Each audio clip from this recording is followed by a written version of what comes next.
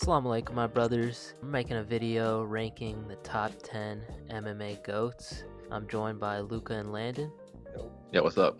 And without further ado, let's just get right into it. Alright, so at number 10, I have Anderson Silva. Kind of self-explanatory. He should be at least in the top 10. Has the longest win streak, now tied by Islam Makhachev, pioneer of the early UFC scene. And yeah, put him at 10. 10. I got Royce Gracie. He's a 3-time UFC tournament winner. He didn't just have to win one fight. He won a whole tournament. He was beating guys 30 to 50 pounds heavier than him. He didn't just win fights. He rewrote the history of martial arts. He really put Brazilian Jiu-Jitsu on the stage. He beat Ken Shamrock twice. He beat Dan Severn and Kazushi Sakabura. So I think he definitely deserves his spot. Yeah, I had Marab. I think he's the undisputed bantamweight GOAT. He has great wins over guys like Sean O'Malley, Umar Nurmagomedov, Henry Cejudo, who's a former double champ, Petr Yan, Jose Aldo. It's just hard to argue with a resume like that, especially at a lower weight class with that level of skill.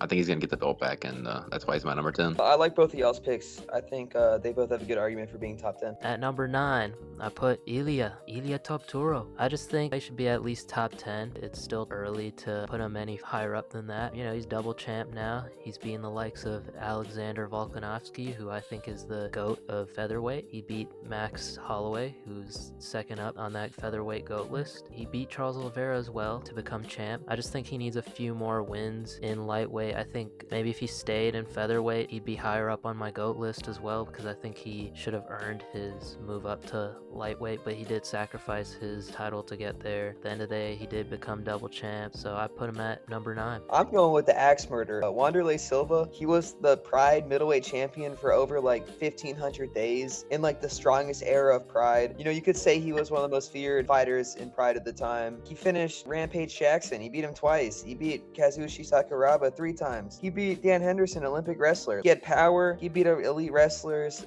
before anti-wrestling was a big thing. Yeah, I feel like his fear factor is under talked about, and he definitely should be top 10. Yeah, so I went with Alex Pereira. Again, with Marab. He just has such an insane resume. He's a double champ in 2 of the heavier weight classes, which is very hard to do. He has wins over numerous former champions. You talk about Yuri, Jamal Hill. Back in middleweight, he had Sean Strickland, Israel Adesanya. He regained the belt from Ankalaev. It's just a hard resume to dispute. I think he has the potential to go a lot higher, too. If he can somehow get up to heavyweight and become a triple champ, I think we could be talking about him in the conversation to be the number 1 spot, honestly, because that's something that's never been done before. Oh yeah, true or false? If Alex moves up and beats Aspinall, is he the greatest UFC fighter of all time? Just because nobody's ever been a triple champ? He's got to be at least top 3, right? Yeah, I would consider him for first, for sure. I feel like I would as well. Yeah, he's knocking on that door to number 1. And Omar, you said something about Ilya saying you think he'd be higher up if he stayed at featherweight and got a few more wins. You don't think the fact that he is one of them, is he the most youngest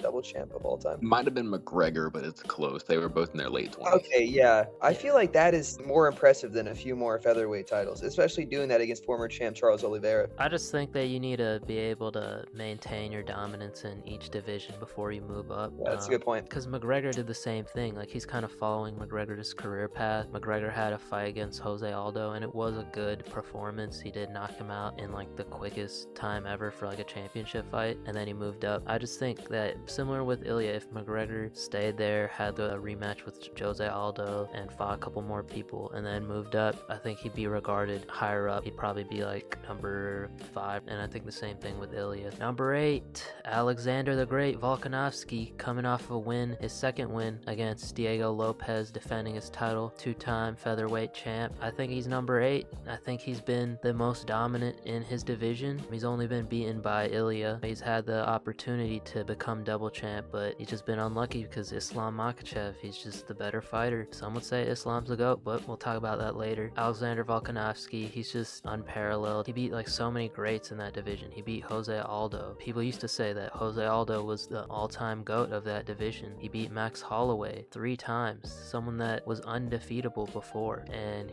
I think he cemented his position as featherweight GOAT. And even in his old age. Like, you rarely see someone in those lower weight classes past the age of 35 getting titles and being able to defend their titles. He's like one of a kind. That's why they call him Alexander the Great. And yeah, put him at number 8. Yeah, and hell of a performance last night too by him.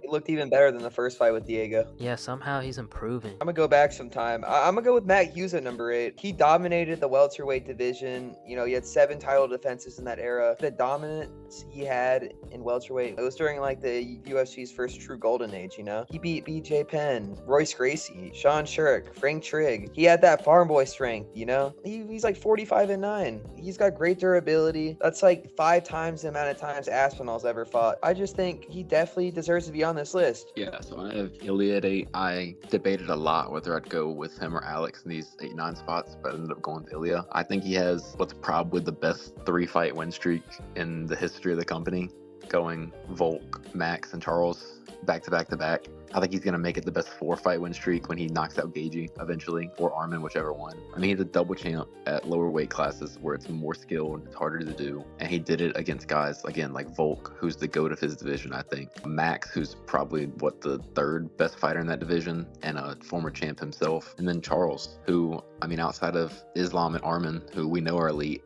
has been unstoppable for almost a decade. And Ilya knocked him out in 2 minutes. I think, like I said with Alex, he's going to have the chance to get a lot higher if he continues this. I could easily see him being top 5 or even top 3 by the time his career's over, but for now I'm going with 8. Yeah, I forgot to mention Matt Hughes did beat GSP early on in GSP's career, so that's another big reason why I have him top 10. Number 7, Khabib the Eagle. What can I not say about the dude? He's undefeated. He retired undefeated, 29-0. He had some really good wins and some underrated wins too. A lot of people forget he beat Edson Barbosa. He beat Rafael Dos Anjos. He never bled his whole UFC career. He never bled. He's just unparalleled. You know, you rarely see anyone like him. I think if he had the chance to keep fighting, he would have definitely been one of the all-time greats, maybe even over John Jones, over GSP. He definitely deserves a spot on this ranking. Yeah, I put him at number 7. I'm gonna go with the first ever face of the UFC, Chuck Liddell. He reigned during the UFC's first ever big mainstream boom. He was an electric personality. He dominated the light heavyweight division. He beat Randy Couture twice, Tito Ortiz twice. That was a huge rivalry. He beat Alistair Overeem early on in his career. Yeah, he had great takedown defense, and the meta changed because of him. Yeah, so I have Anderson Silva. He has, I can't remember the exact defense number, but it's double digits. It's an insane run. He's got the longest win streak in history, now tied with Islam. Obviously, there's a lot of wins in there that maybe don't seem that impressive, but then you also find he's getting against like prime Vitor Belfort, prime Chael Sonnen twice. He beat Stephan Bonner. He beat Dan Henderson, Rich Franklin. I think it's a little bit of an underrated resume, to be quite honest with you, but I have him at 7. It might be a little lower than he was a couple years ago, but I think a lot of people have risen above him, but it's still very impressive for his time period. I have a problem with Khabib at 7. I just don't think he should be over Ilya. Landon, I feel like Landon would agree with me. He's a double champ. I mean, they're both undefeated, but when I have like looking at my top 10 and I was considering Khabib, I don't think that I could honestly put him above anyone in terms of just the resume that he has. The 29-0 is obviously really impressive, and it might never be touched. The dominance is really impressive too. The dominance is impressive. The like 29-0 is impressive, but there's just not a fantastic resume there. Or like compared to other all-time greats. Well, Yeah, or sample size. He's got a win over Title prime shot Poirier, off. I guess, but He got a title shot off Al Laquina, right? or he Yeah, won but the title. So, yeah. that was supposed to be against Ferguson, but you know, series of unfortunate events happened. But I mean, he has some really underrated wins like Michael Johnson, Edson Barbosa, RDA, as I said before. He beat Poirier, like Poirier and Gaethje. Those two are really strong wins. Like Gaethje right now, he's interim champ. Oh yeah. He beat Paddy Pimblett, like he's still going strong. Dustin Poirier, like he had some strong fights. He had a competitive title fight against Islam Makhachev. You know, he beat BSD as well. That was a good win. And also Conor McGregor. Conor McGregor was one of the greats back then. Like people thought he was on his way to becoming GOAT. He beat Jose Aldo. Yeah, he cut that win streak short. That convinced me. He might actually be top 10. His dominance is just unparalleled. Like to not bleed a single fight. Think about that. But That's what- crazy. You really put him over Chuck Liddell? Well, here's my thing with Khabib. Like, I don't disagree with his wins. It's just I don't think that his resume outmatches Merab, who I have at 10, or Ilya. Like, I think they just have clearly better wins on the resume that I can't put Khabib above them just because he was 29-0. Like I don't think he has the quality of wins to beat out Merab, Ilya, or Alex, who are my bottom 3 in this top 10. He was fighting the top tier of his time. Like, I don't think he could have fought anyone else. I think he beat everyone in the top 5 except for like maybe like Tony Ferguson, right? Yeah, I mean, again, it's an era of circumstance. He can't control who he fought, but I still don't think that makes it better than like Ilya beating Charles and Volk and Max, or Alex beating like 6 former champs or whatever it was. But like, he's in my top 15, but I couldn't get him in the top 10. Surely he'd be like higher than Anderson Silva, right?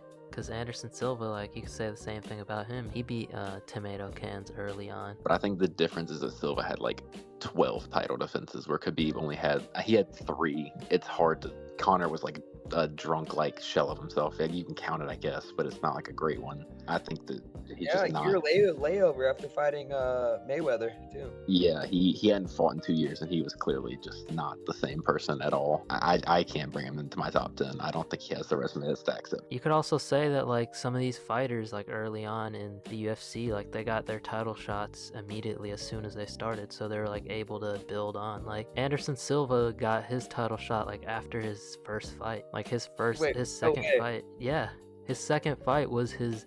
He's like Michael Chandler. Yeah, basically. And like same thing with John Jones. Like he got his title shot early on, and Jose Aldo, I think he came in. I think he was from the WEC. He came in as champ. Like a lot of these early fighters, the only reason they have all these defenses is because they got their title shots early on. And if you give Khabib that shot early on, I think he becomes as good as Anderson Silva. Like he gets all those defenses. Well, I'm not gonna disagree, but I think at that point it's just like what ifs instead of just looking at like what actually went down. Like I think Khabib would be if he hadn't had to retire because of his dad, but all right, fair enough. It's just bad circumstance that I think leaves him out, because he just didn't have a long enough career or enough wins to get there. But I mean, I understand your point. I can definitely see an argument for him being in the top 10. All right, number 6, I have Alex Pereira, Poatan Shama. This guy, he came in the UFC, quickly made his way to the top, faced the likes of Sean Strickland, Izzy, and then when he moved up, I don't think he's been fighting anyone other than champs except for Roundtree. If you look at his resume, Jan Blachowicz, that was his introduction into light heavyweight. He beat him. And then he got Yuri Prohaska twice. Jamal Hill knocked him out in the first round, and then Ankalaev as well. That's his best one in my opinion. Yeah, Ankalaev was a bad matchup. He had the grappling that people said was Poatan's weakness, and then he dispatched him. He was an underdog too in the books. Exactly, and then the way he just dispatched him so quickly in the first round, it just shows how good he is. And now he might make his way to heavyweight facing Gane. I'm hearing that he's going to fight Gane in UFC 327. So, you know, if we see that for like the interim, it'd be a good fight. And I think he... Does that count as a division champion or no? I feel like I'd count it, but it's not like a real belt. It's still never been done. It's still like unparalleled. He'll eventually get a chance to fight for the actual belt. Exactly. You never know. Tom Aspinall might not fight again, so he might become undisputed in heavyweight. Put Alex at number 6. Yeah, I'm going Randy Couture. Let's start. He's a 6-time UFC champion, and he was one of the first people to ever be a champion in 2 divisions, in heavyweight and light heavyweight, as well with being the oldest UFC champion of all time. You know, he's a Hall of Famer. He beat Chuck Liddell, Tito Ortiz, both in their primes, Fedor Belfort, Kevin Randleman, Gabriel Gonzaga. Like, these are all like all-time UFC fighters, and you know, he fought guys who were much bigger than him, more athletic, and he would still win. He was just really good at wrestling and dirty boxing. I think his legacy will live on. You know, he does have a few losses, but at the end of the day, he is top 10 of all time. Yeah, I have Volk. I think he's the GOAT of the 145 division.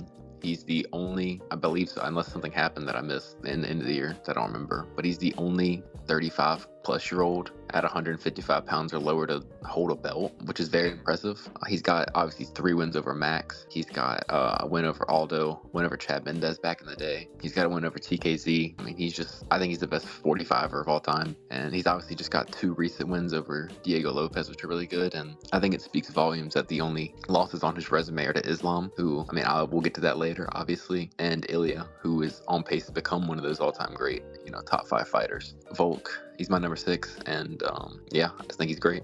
Number 5. Now this one was kind of tough for me. I was kind of going with either DC or Demetrius Johnson, but I feel like DC just had the slight push just to push him a little bit above Demetrius Johnson. Can't argue against Demetrius Johnson's greatness and like his dominance of the division. He was undefeated for such a long time. You know, he was submitting people, like he had that flying armbar submission. It's just unparalleled in the division to the extent that the UFC traded him for Ben Askren, which I still think was like the dumbest thing they could have ever done. Yeah, I put him at number 5. Yeah, I'm going with Fedor Emelianenko. Yeah, I mean, he was the Pride Heavyweight Champion. He went undefeated for 10 years. Just think about that. And that was during one of the strongest heavyweight eras we've ever seen. He beat guys such like Antonio Rodrigo Nogueira, Kevin Randleman, Mark Coleman, Tim Sylvia, Andrei Arlovsky, former champion. He was unstoppable. His boxing was elite. He had no weaknesses. And most of the time, he had a size advantage too. You know, he wasn't the biggest, but he was the best. His aura puts him in the top 5.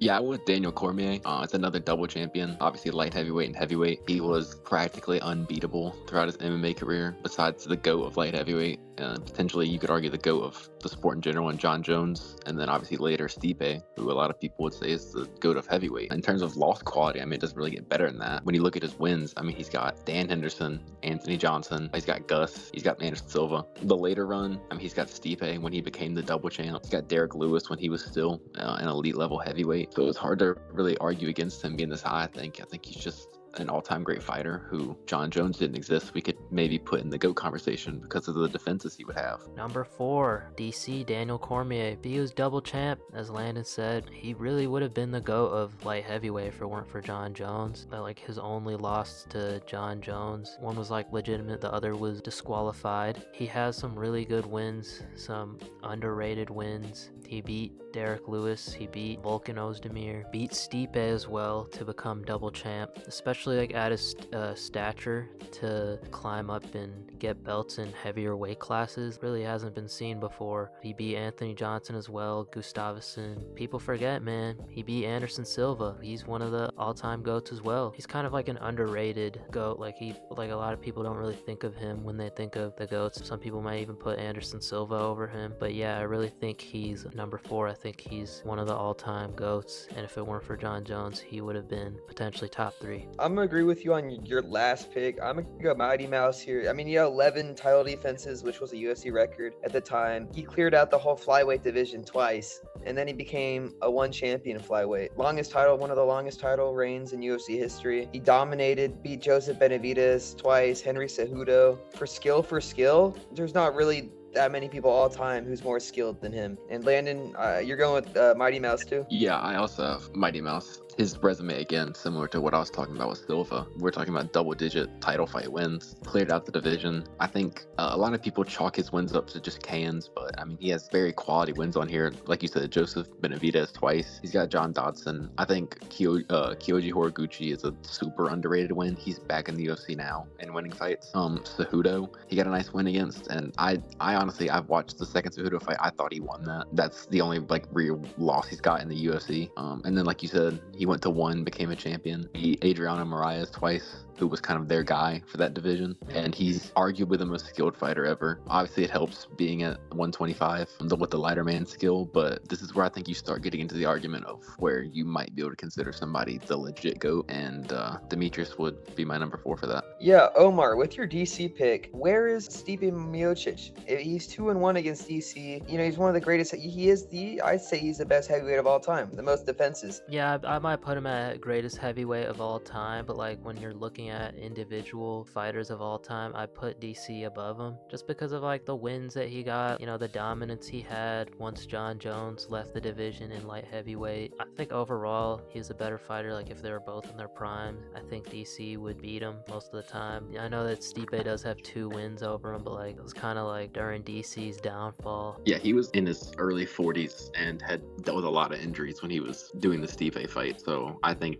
if you put like 2015, 16 DC at heavyweight, I think he probably beats Stipe most of the time. All right, Number 3, I put John Jones on here. A lot of people might put him at number 1, but I think he has way too many discrepancies when it comes to the doping stuff that he did, getting caught using PEDs, ducking opponents. He's ducked Tom Aspinall. You can argue he ducked Francis Ngannou. Some people say he ducked the Dominic Reyes rematch after he arguably lost. Yeah, I think there's just way too many discrepancies to put him at number 1 or number 2. Some people might not even rank him, but I think you gotta rank him just because of his feats. He's practically undefeated. He has a very long win streak. He beat the likes of Gustafsson. He beat Rampage Jackson. He beat DC at least once. Later on in his career, he did kind of fall off. He did kind of become a decision merchant, but I think overall, I think you gotta put him in the top 5 at least. So yeah, put him at number 3. Yeah, I'm going with Anderson Silva. Like you said earlier, 10 successful title defenses. He had a 16-fight winning streak, which was the longest ever at the time. Longest title reign in UFC history. He was the champ during a good era as well. He beat Dan Henderson, Theodore Belfort off. Have you seen that knockout, the head kick? He beat Rich Franklin twice. Chael Sonnen,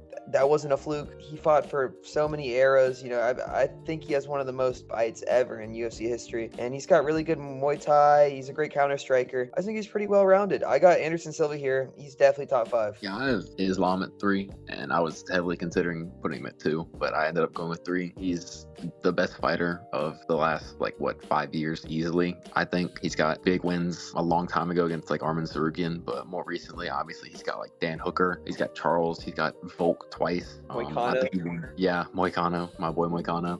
He's got a nice win against Poirier. He just dominated JDM, who a lot of people thought had a really good shot at beating him. Double champ, incredible legacy. He's been practically unbeatable besides a fluke knockout from Adriano Martins or Pantoja, whoever you want to say. I think he's a legit argument for being GOAT. I think if he keeps fighting at the level he's fighting at for the next couple years and picks up a couple more defenses at 170 against maybe a Morales or Shavkat, whoever, I think that it's going to be hard to not put him as the GOAT, to be quite honest. Spoiler, I'm not going to have John Jones in my rankings. It's the same reason I don't have Barry Bonds in my baseball go late rankings. I don't support cheating, and I'm not going to put him on my list. He probably is, pound for pound, a top 5 fighter of all time, but he does not get the honor to be in my list. Number 2, GSP. I think he would be GOAT if it weren't for my number 1, but he's double champ. He beat Bisping and became a middleweight champ along with welterweight champ. He's the welterweight GOAT. No one has come to his level of dominance in welterweight, and welterweight is one of the most stacked divisions still to this day.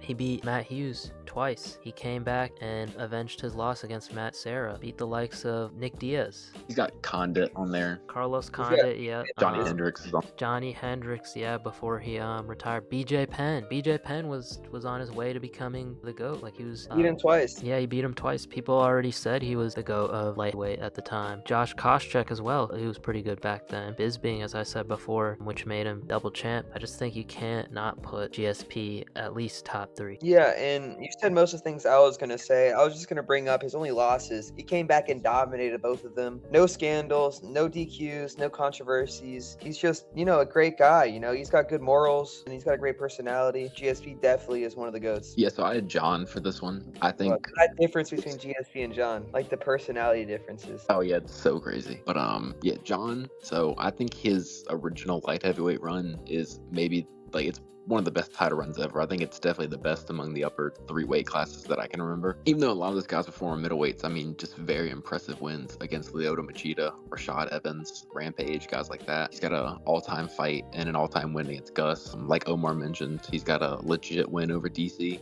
which is one of the best resume wins of all time, especially since this was pretty close to peak Daniel Cormier. Obviously, the scandals and stuff definitely plays a factor. His second title run at light heavyweight was way less impressive. It's Thiago Santos, Anthony Smith, a loss, I think, to Dominic Reyes, arguably, like most people do. But I also think you have to give him credit for always finding a way to win in these fights. He left the sport for 3 years, came back, dominated Cyril Gane, who was on an absolute heater at heavyweight, looked unbeatable pretty much besides the Ngannou fight. And then he beat Stipe. He's an old man, whatever, but it's still a pretty good win. Hopefully one day he'll come back and fight Aspinall. And, if he wins that, that's another fantastic win. For now, I have him at number 2. I think you have to put him at least top 5. Last but not least, number 1, I put Islam Makhachev at number 1. We've already made a separate video about this. I just think he's done everything that he needs to do to get to that position. He's had so many accolades. He's double champ right now, beat JDM, who a lot of people thought was his toughest match. We saw his takedown defense against Bilal Muhammad. He's pound for pound number 1 as well. He's tied Anderson Silva's 16 fight win streak. He just has so much. He only has 1 loss, and that was like early on in his career. When you look at his fights outside of his title fights, Bobby Green, Dan Hooker, you could say these guys would be title fights. If you go back in time, like if you go to John Jones' resume, like these guys would be the title fights of the guys of the previous generations. And then when you look at his title fights, Volkanovski twice. Volkanovski was on a crazy win streak. Same with Charles Oliveira when he first got the belt. Charles Oliveira was on a crazy win streak. And then he beats Moicano, who replaces Armand, who he beat previously. Dustin Poirier as well. It was a close matchup, but he did have staff. He still submitted him. And then he moves up. As I said, he gets a second belt, and he's still thinking about continuing on his legacy in welterweight. He's just on his way to becoming the GOAT, and I would put him at number 1. You know, there's no one that can really match his pace, his dominance, his endurance. He's so multifaceted as well. He's great on the ground. He's great on the feet. You know, you can't really say enough about this guy. I put him at number 1. I think he's already reached GOAT status, but he's still going. I think the only way to overtake him would be like an Alex Pereira if he became triple champ, or like something that's never done before, because this guy's done it all. But yeah, I put him at number 1. So I'm going with Ilia Topuria. I love sports, you know.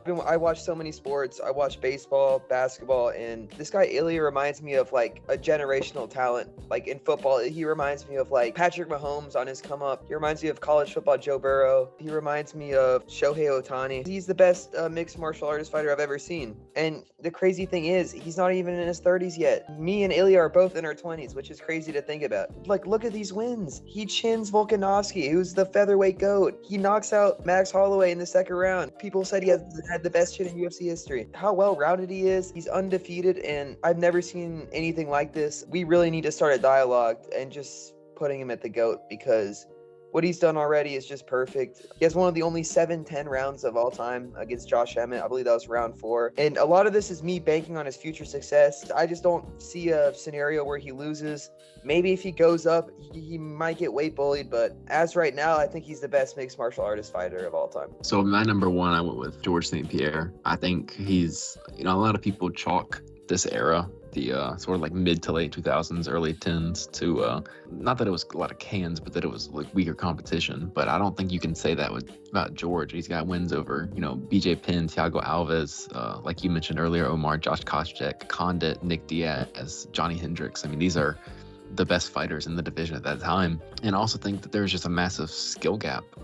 George, I think you could argue would be the champion today. You know, him and Islam, I think, would be a great fight. For somebody to be that advanced 20 years ago, 15, 20 years ago is insane.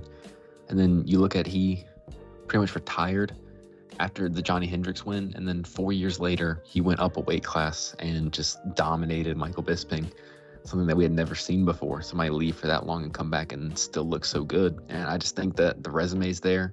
I think that the skill level is there. He was just dominant. He had really no weak points anywhere. There's a decent amount of people, you know, Islam, John, Demetrius, I think you can argue for this spot, but I think GSP just has a stronger case than any of them. That's why he's my number 1. What do y'all think about my ranking of Ilia? Do you not have Islam anywhere in your top 10? He would be my honorable mention. Okay. I think Ilia definitely has what it takes. How can you put Islam over guys like Randy Couture and Dan Henderson? Those guys dominated their own eras. You know, you're right. I'm actually going to change, and I'm going to put Dan Henderson at my number 1. I'm put Royce Gracie at number 1. How many UFC tournaments has Islam won? None. You're right. But honestly, I think I'm going to put Frank Shamrock at number 2. Over Ken Shamrock? Ken's probably my number 3. I respect it. And then Dan Severn. Tim Sylvia. Roy Nelson probably might creep into my number 10 or 9.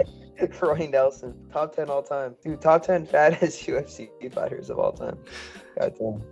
We got to make that. Yeah, top 10 biggest blobs in UFC history. Blob tier list. I thought I had the best rankings, and then I go Omar, then Landon. I don't like this GSP at 1's position. Holy hate, bro. You got him at 2. Yeah, you're right. He was at my one, but then Islam just overtook him. What was Sure, your biggest snub? Like, you're like 11th guy you had to leave off. Mine was Max Mine Holloway. was interesting. Mine was Pantoja. Yeah, I think mine was Max Holloway too. I think I was thinking about adding him, but then I was like, oh, Ilya's definitely above Max Holloway, and you know you got to have Anderson Silva on there. What about Kamaru Usman? I feel like we didn't talk about him at all. He's probably in my top 15, but I didn't really consider him for the 10 spot. It was more between Marab and Max were my two that I was trying to think between. Yeah, I feel like when you get to top 10, you just basically start considering people that were double champs. Like most of these guys were double champs, like simultaneous or at least like at some point. I think if you extended this to a top 20, you would definitely see like Aldo, Usman, Ali, those kind of guys. But those guys just, yeah. Okay. But yeah, those are our top 10 ranked fighters. Let us know what your top 10 are in the comments below. And yeah, see you guys later.